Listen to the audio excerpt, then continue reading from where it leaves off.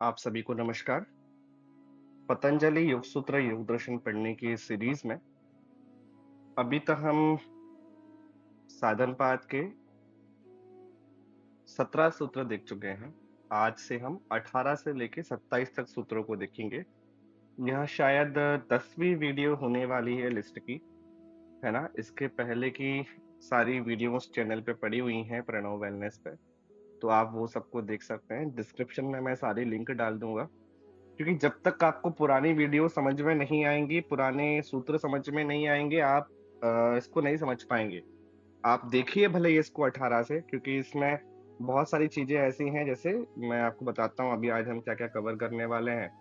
तो जैसे दृश्य दृश्य यानी जहां जहां मैं इस पूरी वीडियो में दृश्य का बोलूंगा, वहां पर आपको समझना है प्रकृति क्या है। प्रकृति है ना, दृश्य और प्रकृति एक ही बात है।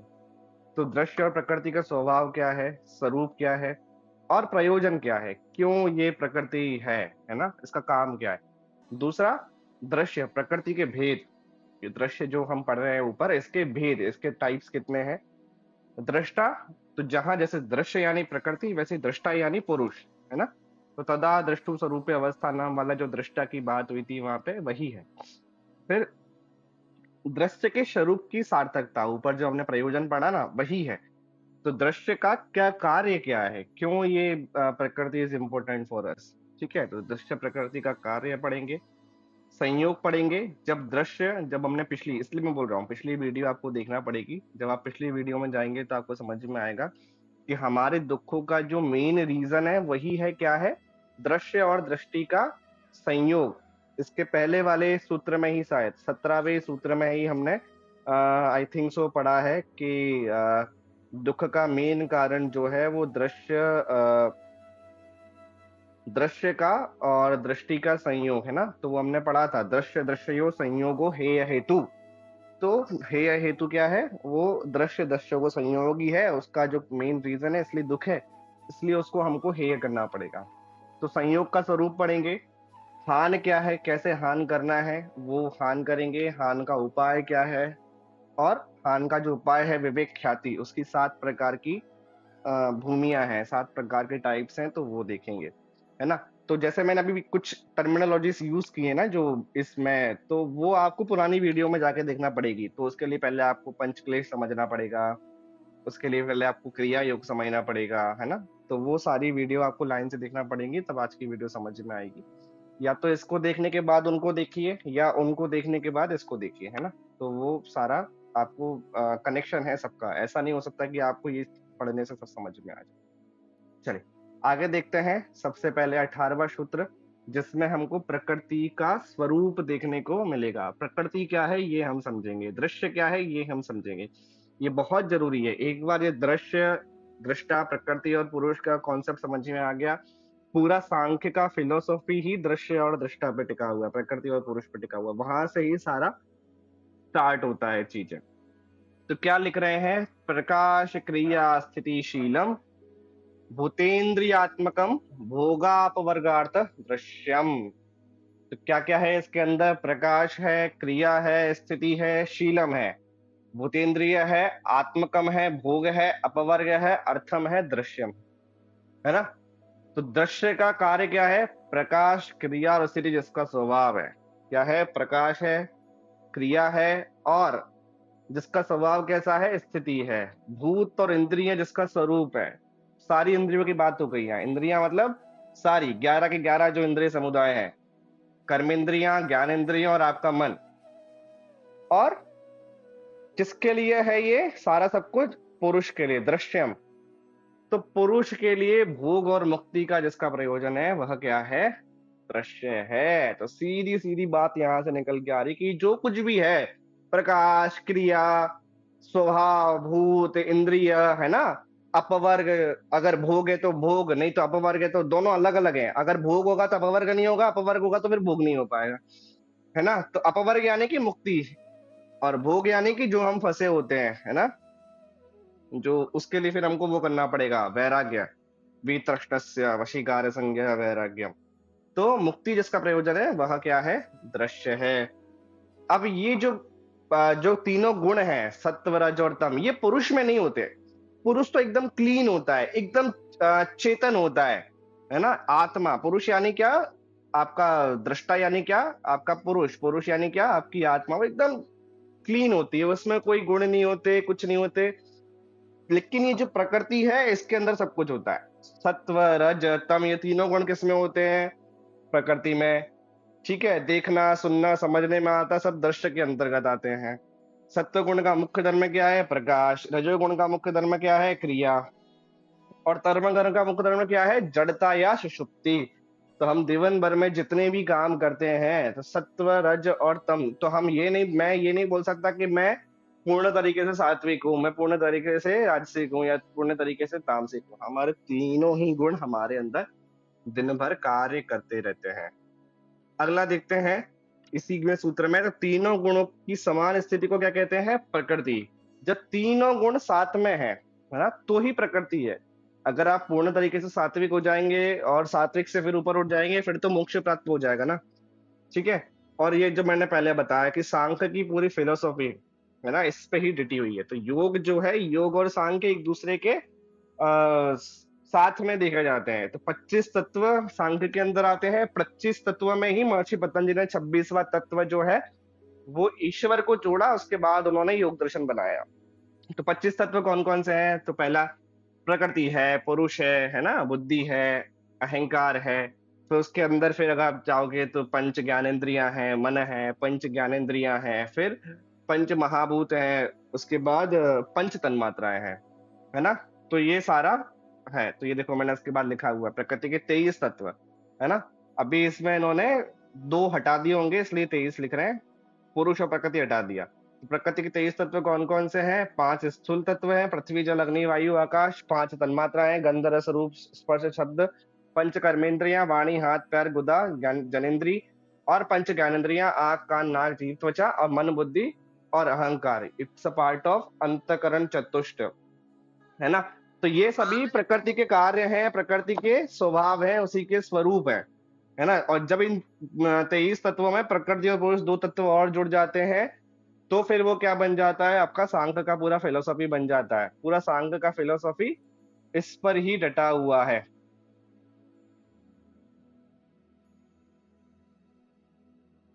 ठीक है? आगे देखते हैं। तो दृश्य यानी प्रकृति का उद्देश्य। तो दृश्य प्रकृति का उद्देश्य क्या है? कि भोग चाहने वाले व्यक्ति को भोग दिखाकर उसका अनुभव करना। तो जो भी कुछ आप भोगते हैं ना, अच्छा, बुरा, है ना? अच्छी गाड़ी, अच्छा बेकार गाड़ी, अच्छा सब कुछ, जो कि खाना-पीना, टेस्ट, है ना? दिखना, सब कुछ जो कुछ भी है, वह क्या है? भोग दिखाना। तो प्रकृति का पहला उद्देश्य क्या हो गया? कि भोग दिखाना। जो भोग चाहने वाला व्यक्ति है, उसको भोग का अनुभव कराना। दूसरा क्या है? जो व्यक्ति मुक्ति चाहता है, तो उसको अपवर्ग भी दिखाना। तो आत्मा का सच्चा स्वरूप भी यही दिखाती है। इसलिए ये प्रकृति बहुत इंपॉर्टेंट हो जाती है। जैसे मैंने बोला कि ये सारा, तो मन में प्रश्न आएगा कि जब प्रकृति इतनी ही गंदी है, तो प्रकृति और पुरुष का संयोग की आवश्यकता ही क्यों पड़ी?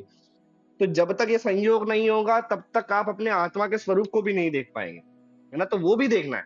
जब दृष्टा को उसका स्वरूप दिख जाता है, तो प्रकृति का कार्य समाप्त हो जाता है, फिर दृश्य असत्य लुप्त हो जाता है। जब प्रकृति का काम हो जाता है, तो प्रकृति फिर लुप्त हो जाती है। वो करना पड़ती है, अपने आप तो नहीं होती। विवेक ख्याति से फिर होती है। अब इसके हम भेद देखते हैं, कितने प्रकार हैं इस प्रकृति के।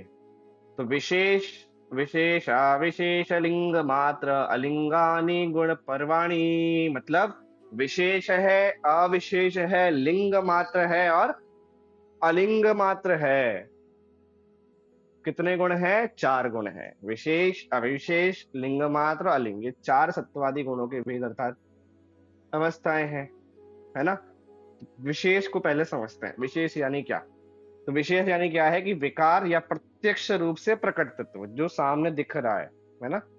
अब ये आपको प्रमाण, विपर्य, विकल्प, निद्रा, स्मृता की तरफ लेकर के जाएगा। तो प्रत्यक्ष रूप में जो कुछ भी है, तो इसमें क्या-क्या शामिल है? इसमें 5 आपके पंच महाभूत जो हैं वो शामिल हैं। जैसे कि पृथ्वी, जल, अग्नि, वायु और आकाश। 5 ज्ञानेंद्रियाँ जिनसे आप हर चीज़ का अनुभव करते हैं, देखना, सुनना, ये सब कुछ। और पंच कर्मेंद्रियाँ जिससे आप सारा काम करते हैं। और लास्ट एक और है जो मन, जिसके पास सारा सब कुछ मन, बुद्धि, चित्त, अहंकार होता है, वो मन।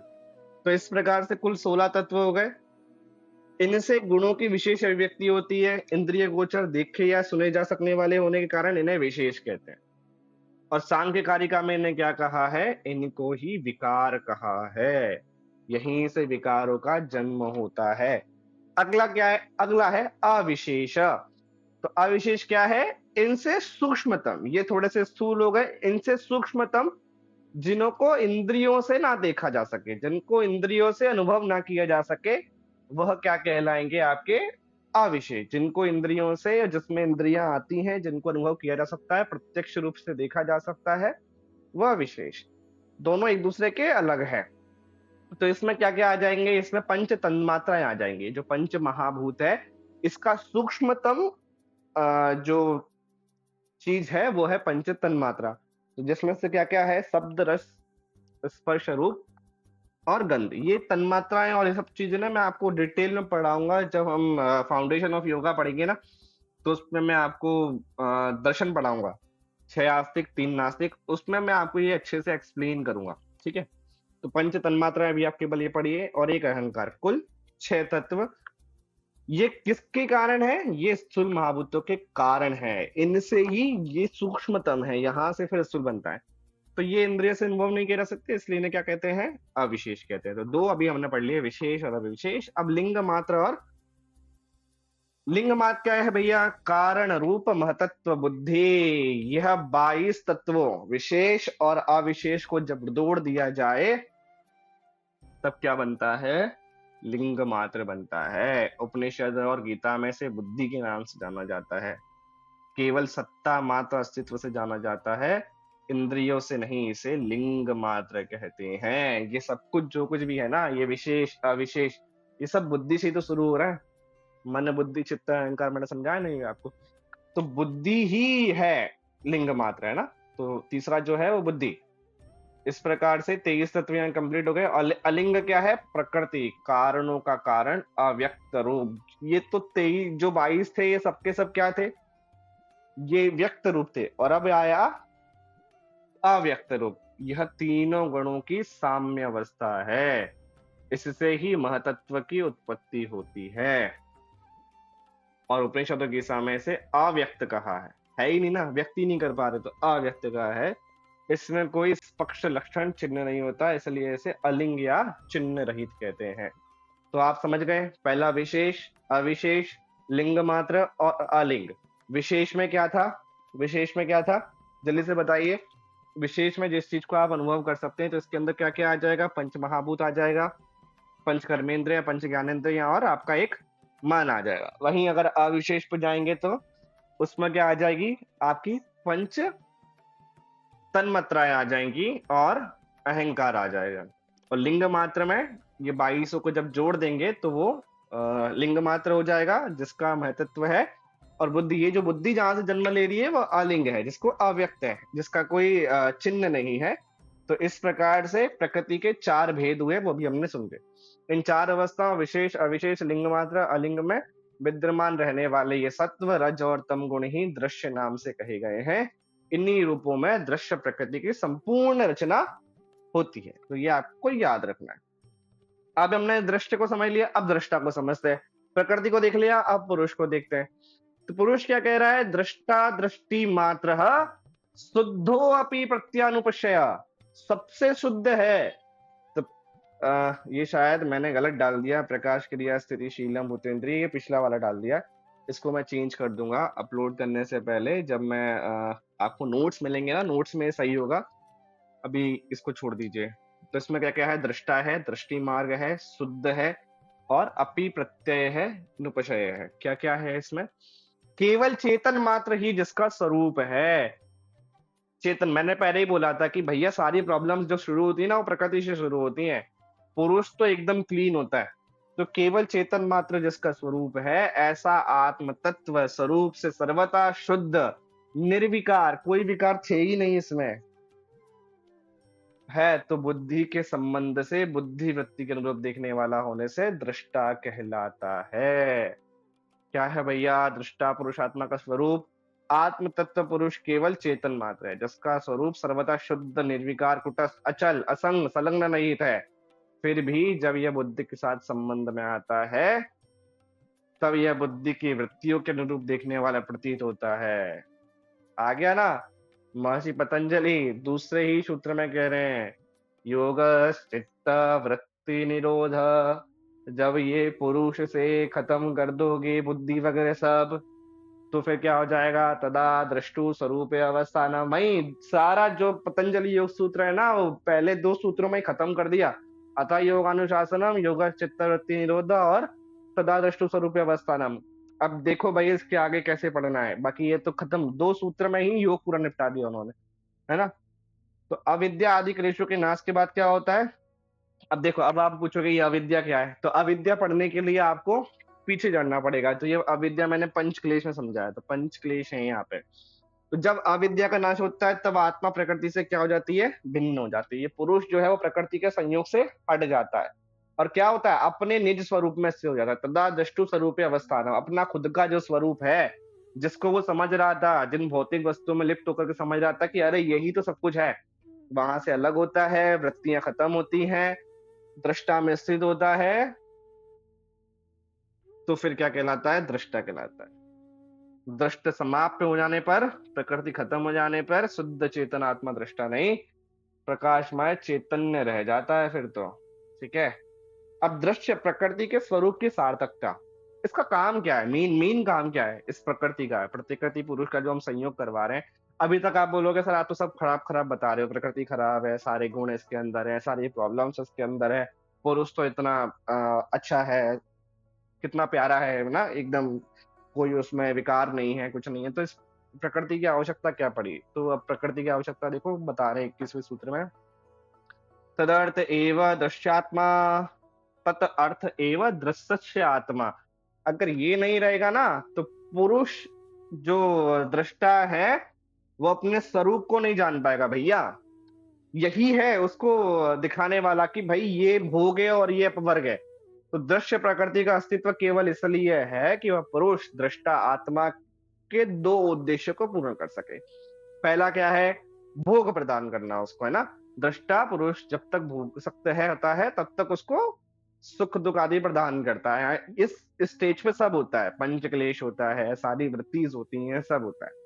फिर आप ये क्रिया योग ध्यान प्राणायाम करने लगे, मुक्ति के साधन की ओर बढ़ने लगे, तो फिर वो उसको अपवर्ग की ओर भी लेके जाने वाला कौन होता है? ये दृश्य, ये प्रकृति ही होती है।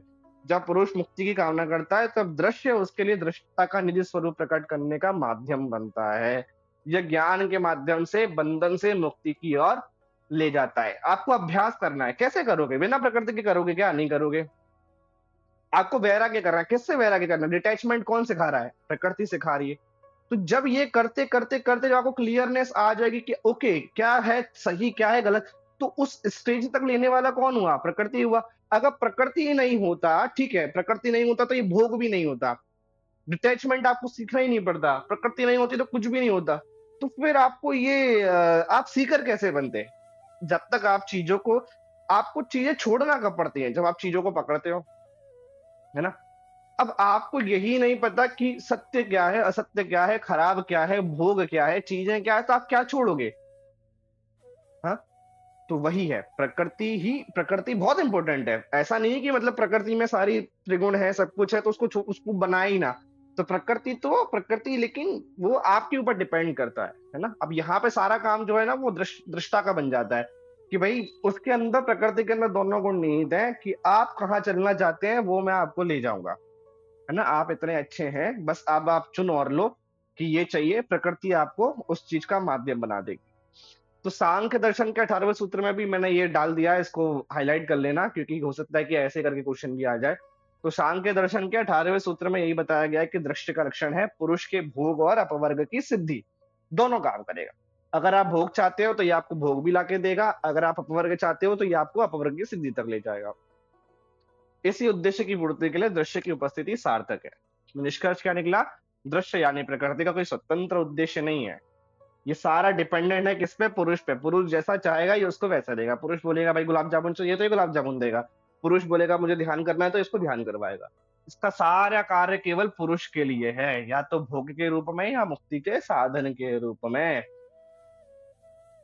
अब भैया प्रश्न उठता है कि ठीक है, अब आपने प्रकृति का समझ में आ गया, प्रकृति का प्रयोजन क्या है? प्रकृति का प्रयोजन है पुरुष को सपोर्ट करना, पुरुष जो-जो चाहेगा वो उसको देना।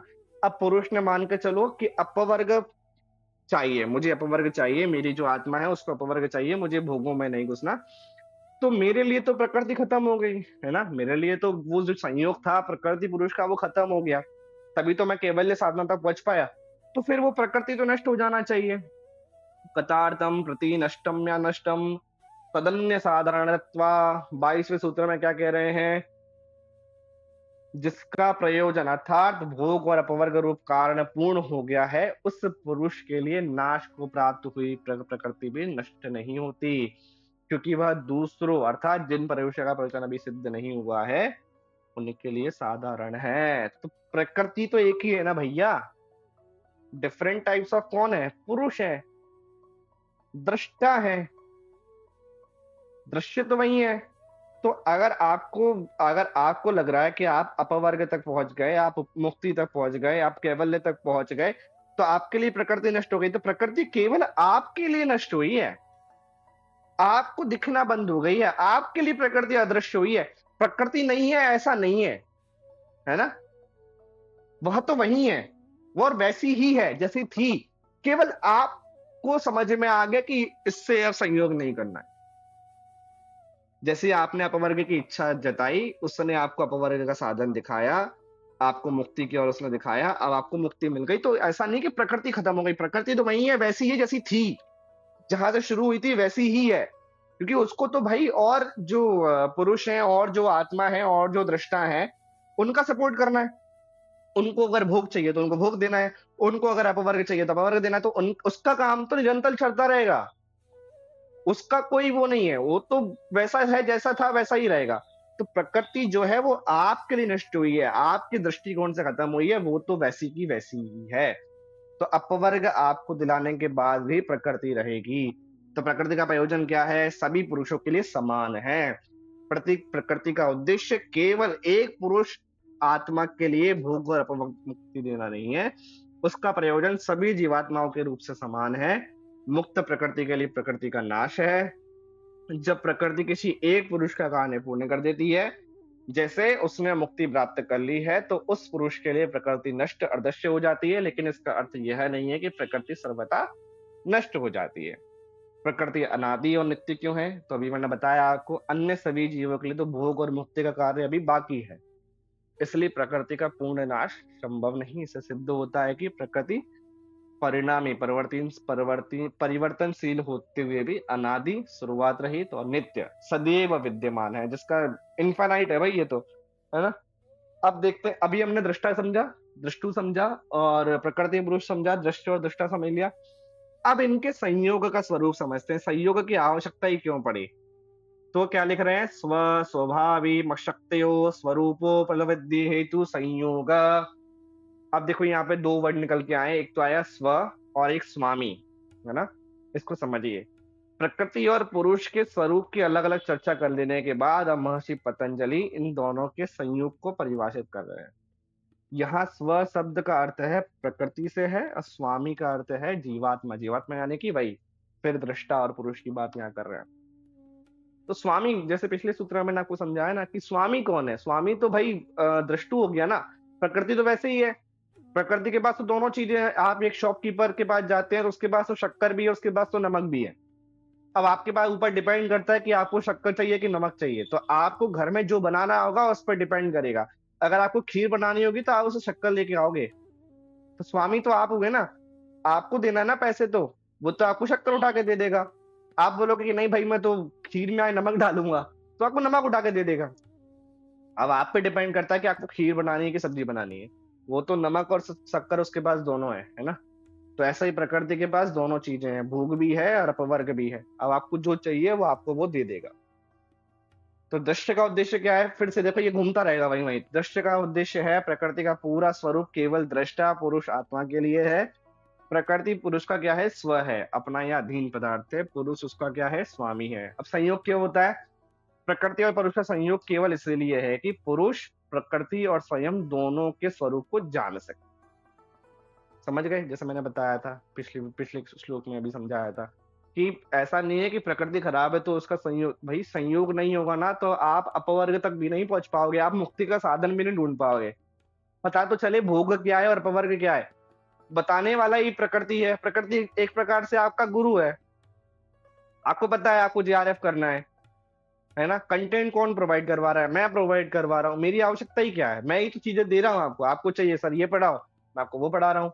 आप बोलोगे चलो सर उपनिषद पढ़ाओ, मैं आपको उपनिषद पढ़ाऊंगा। आप बोलोगे सर भगवत गीता पढ़ाओ, मैं भगवत गीता पढ़ाऊंगा। तो मैं एक प्रकार से आपके लिए प्रकृति बन गया, है ना? तो संयोग आपका और मेरा संयोग आवश्यक तो है। जब आपका क्लियर हो जाएगा जेआरएफ, आप मुझे भूल जाएंगे, मैं दूसरे बच्चों को पढ़ाऊंगा, मैं तो वहीं रहूंगा और मैं तो वही पढ़ाता रहूंगा, है ना? ऐसे यूट्यूब पे और भी चीजें हैं। आप बोलोगे कि सर ये पढ़ना नहीं है, अभी पिक्चर देखना, तो पिक्चर देगा यूट्यूब आपको। तो आपको क्या चाहिए वो देगा, संयोग तो करना पड़ेगा, है ना? तो यह ज्ञान दर्शन ही संयोग का उद्देश्य है। संयोग की प्रक्रिया क्या है?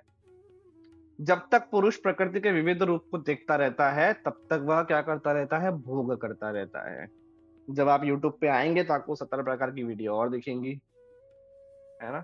हो सकता है कि कोई आपको मूवी का ट्रेलर दिखे, कोई गाना दिखे, कोई शॉर्ट दिखे फालतू ऐसे ही फनी, तो आप उनको देखते रहेंगे। जब इन पुरुष इन भोगों से विरक्त होकर, जब आपने ठान लिया कि नहीं मेरे को यूट्यूब खोलना है केवल जेआरएफ की तैयारी के लिए, तो अपने असली स्वरूप की ओर दृष्टि डालता है, तो केवल आप प्रणव वेलनेस सर्च करेंगे और आप योग दर्शन पढ़ेंगे या आगे जो उपनिषद पढ़ाऊंगा तो उपनिषद पढ़ेंगे, है ना? तो प्रकृति का संबंध पुरुष से केवल ज्ञान प्राप्ति के लिए है। जब आत्मज्ञान हो जाता है तब प्रकृति का प्रयोजन पूर्ण हो जाता है, और जब प्रयोजन पूर्ण हो जाता है तो पुरुष कहाँ पहुंच जाता है, केवल्य की ओर, जहां पुरुष अकेला स्वतंत्र शुद्ध चेतन रूप में स्थित होता है। समझ आ गया स्वरूप? आगे देखिए, संयोग का कारण, तस्य हेतुर्विद्या, अभी बताया उसका संयोग का कारण जो है वो अविद्या है। अभी अविद्या क्या है ये पंचक्लेश में मैंने पढ़ाया है, लेकिन मैं यहाँ फिर से समझा देता हूँ आपको।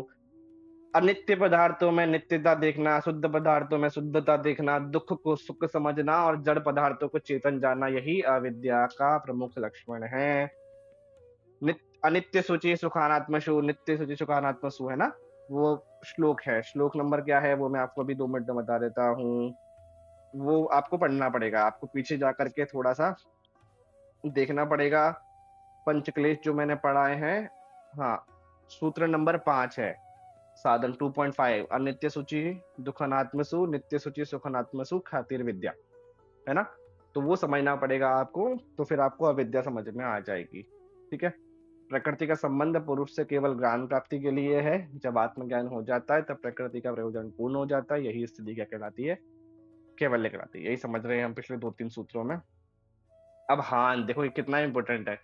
अब संयोग को वियोग करना भी जरूरी है भैया, केवल संयोग ही नहीं। पता चला भोग में ही घुस चले गए, आप अवर्ग समझ ही नहीं पा रहे, तब लिख रहे हैं महर्षि पतंजलि आगे, उस अविद्या के अभाव से संयोग का अभाव हो जाता है। यही हान अज्ञान का परित्याग है और वही दृष्टा चेतन आत्मा का केवल अर्थात मोक्ष है। तो उस अविद्या को आपको हटाना पड़ेगा। वो अविद्या कैसे हटेगी, तो वो क्रिया योग से हटेगी और ध्यान से हटेगी, है ना? तो वो जब तक आप अविद्या का भाव नहीं करोगे ये संयोग नहीं छूटेगा।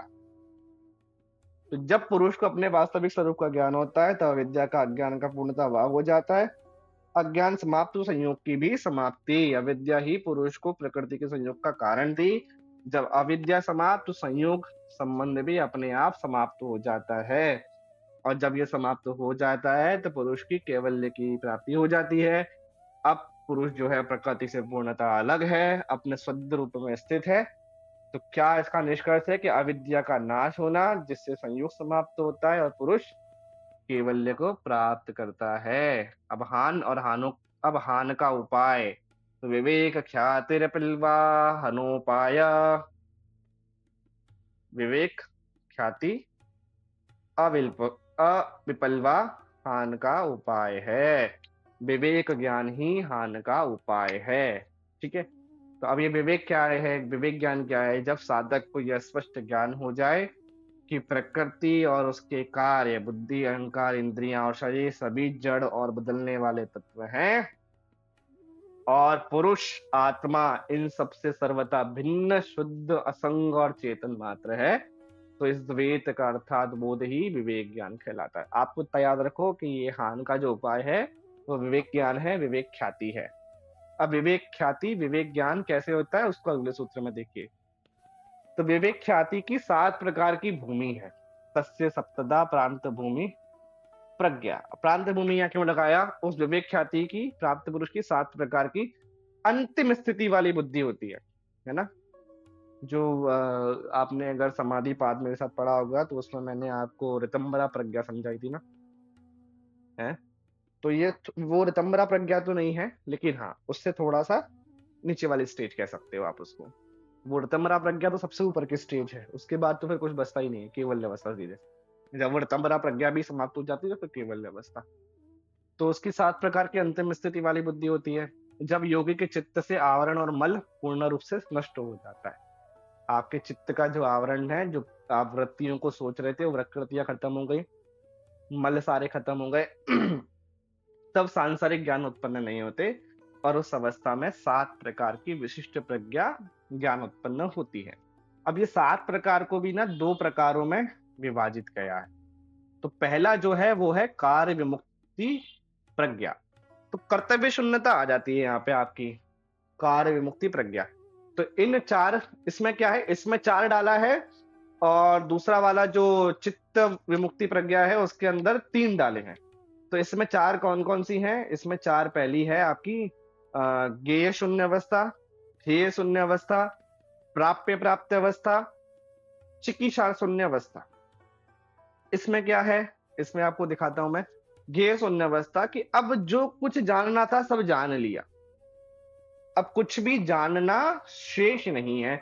इस दृष्ट जगत में कि सब गुण जो हैं वो अनित्य हैं, ये पूर्ण जब आपको ज्ञान हो गया, आपको पूर्ण ज्ञान हो गया, तो ये कौन-सी अवस्था है? ज्ञेय शून्य अवस्था है। जो कुछ भी ज्ञान था, है ना? सबसे ऊपर का जो ज्ञान था, वो ज्ञान हमें सारा हो गया, तो हमें ये कौन-सी अवस्था कहलाएगी? ज्ञेय शून्य अवस्था कहलाएगी। दूसरी अवस्था जो है, कार्य विमुक्ति प्रज्ञा की हेय शून्य अवस्था। जो त्याज्य था, जो त्यागने लायक था, उसको त्याग दिया। और जब दृष्टा और दृष्टि का संयोग समाप्त हो गया, तो इसके बाद तो भाई कुछ त्यागने शेष ही नहीं है। आपने जब प्रकृति का संयोग ही तोड़ दिया, तो अब तो कुछ शेष ही नहीं बचा। तो जो त्यागने के लिए ज़रूरी था, वो सब त्याग दिया। अब त्यागने के लिए कुछ नहीं बचा। और तीसरा है प्राप्य प्राप्त अवस्था। जो कुछ भी प्राप्त करने के लिए था, वो सब प्राप्त कर लिया। जब आप कैवल्य तक हो गए ना, तो आप परिपूर्ण हो गए। अब किसी चीज़ की सबको आवश्यकता ही नहीं पड़ेगी। और चौथी है चिकीर्षार्थ शून्यावस्था, जो करना था कर लिया। निर्मल विवेक ज्ञान द्वारा खानोपान सिद्ध हो गया, अब कुछ भी करने योग्य नहीं है। तो 7 में को 2 पार्टों में डिवाइड किया गया। पहला नाम दिया कार्य विमुक्ति प्रज्ञा, दूसरे का नाम दिया चित्त विमुक्ति प्रज्ञा। कार्य विमुक्ति प्रज्ञा में 4 प्रज्ञाएं, ज्ञेय शून्य अवस्था, हेय शून्य अवस्था, प्राप्य प्राप्त अवस्था, चिकीर्षार्थ शून्य अवस्था। ज्ञेय शून्य अवस्था में जो जानना था सब जान लिया, हेय शून्य अवस्था में जो त्यागना था सब त्याग दिया, प्राप्य प्राप्त अवस्था में जो प्राप्त करना था सब प्राप्त कर लिया, चिकीर्षार्थ शून्य अवस्था में जो करना था सब कर लिया, है ना? अब हानोपायन सिद्ध हो गया है, अब हमें कुछ भी करने की आवश्यकता नहीं है। चिति चित्त विमुक्ति प्रज्ञा में क्या है? चित्त से ही परे जाने की अवस्था है ना? तो इसके अंदर 3 अवस्थाएं हैं। तो इसमें क्या होता है? चित्त भी कार्य विलीन होने लगती हैं। चित्त की कृतार्थता, चित्त ने भोग और मुक्ति का कार्य पूर्ण कर दिया, अब उसके पास कोई उद्देश्य नहीं बचा। गुणलीनता, चित्त अपने कारण रूप गुणों में लीन हो गया, कार्य समाप्त होने के कारण उसका विलय होने लगता है। आत्मस्थिति, पुरुष आत्मा गुणों से परे होकर अपने शुद्ध स्वरूप में स्थित हो गया। जब चित्त की वृत्तियां ही खत्म हो गई तो चित्त का कोई काम ही नहीं बचा ना, तो उसकी कृतार्थता, गुणलीनता, आत्मस्थिति सब केवल्य में सब खत्म हो जाता है। जो योगी इन 7 प्रज्ञाओं का अनुभव करता है वह कुशल, जीवन मुक्त, और जब चित्त का कारण में विलीन हो जाता है ना, दूसरा वाला भी जब हो जाता है तो कुशल विदेह मुक्त कहलाता है। तो आज की वीडियो में इतना ही मैं समझाना चाहता था। आपको सारी वीडियो प्रणव वेलनेस के चैनल पे मिल जाएगी, वहां जाके आप प्लेलिस्ट पे एक्सेस कर लो। मैं आपको लिंक दे देता हूँ, आप लिंक से जाकर के अगर सब्सक्राइब नहीं करे तो सब्सक्राइब कर लो। आज के लिए इतना ही था। आप सभी का धन्यवाद।